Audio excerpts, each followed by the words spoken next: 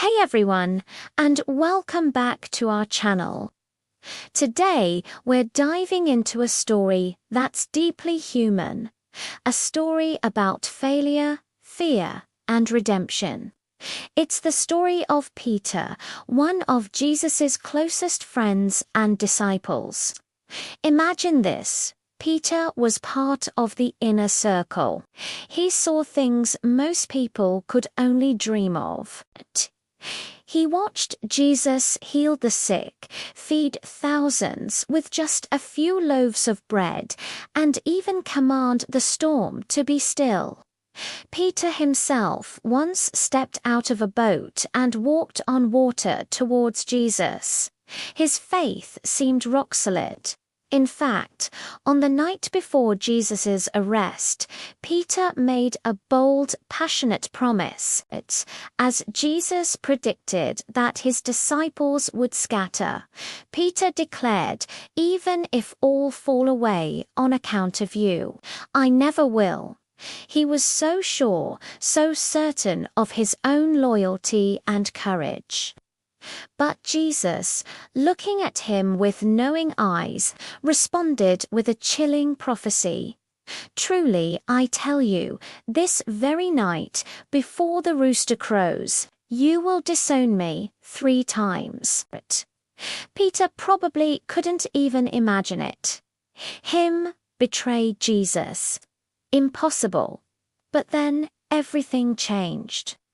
Later that night, soldiers came and arrested Jesus in the Garden of Gethsemane, as they dragged Jesus away to the high priest's house for a sham trial. Most of the disciples fled in terror, but Peter didn't. He followed, but at a distance, his heart torn between loyalty and fear. He slipped into the courtyard, trying to blend in with the crowd gathered around a fire, desperate to see what would happen to his teacher, his friend. The air was thick with tension and hostility. Suddenly, a servant girl looked straight at him and pointed, her voice cutting through the noise. This man was with him. The spotlight was on Peter. All eyes turned to him. Panic must have flooded his veins. In that moment, his bold declaration from hours before evaporated. He blurted out, "Woman, I don't know him." The first denial. His heart was probably pounding in his chest. He tried to retreat, to become invisible again, but it was too late. A little later, someone else recognized him. "You also are one of them," they said. The pressure mounted. Again, the fear was too strong. "Man, I am not," Peter insisted, his voice probably trembling. The second denial. He was digging himself into a deeper hole, the lie growing heavier with each word. About an hour passed. The tension in the courtyard was unbearable. Then a third person spoke up, this time with more conviction. "Certainly this fellow was with him, for he is a Galilean." They pointed out his accent, a dead giveaway. The net was closing in. Trapped and terrified, Peter completely broke. He began to call down curses on himself, swearing an oath.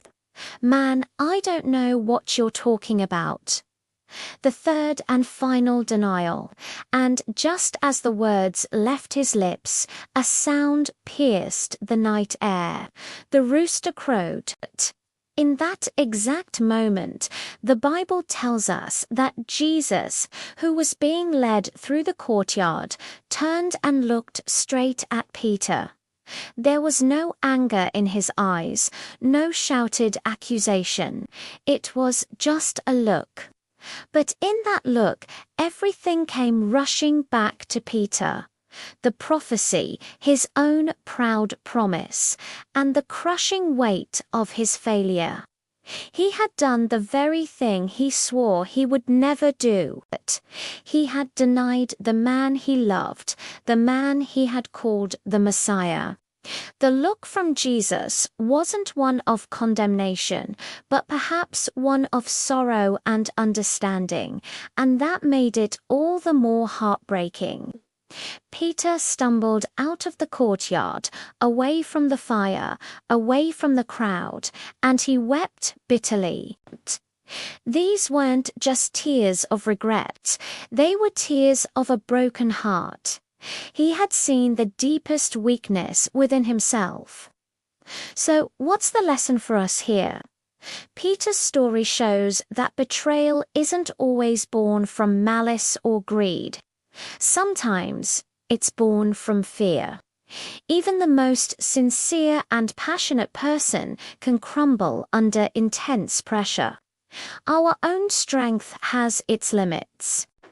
But here's the most important part of the story. Unlike Judas, whose betrayal led to despair, Peter's story doesn't end in that courtyard of tears. His bitter weeping was the start of repentance. He was broken, but he wasn't cast away. This monumental failure became the foundation for a profound experience of grace. Mercy met him right there in the middle of his worst moment. This story reminds us that our failures don't have to define us. When we fall, when we let fear win, the path to restoration begins with acknowledging our weakness and turning back, just as Peter did.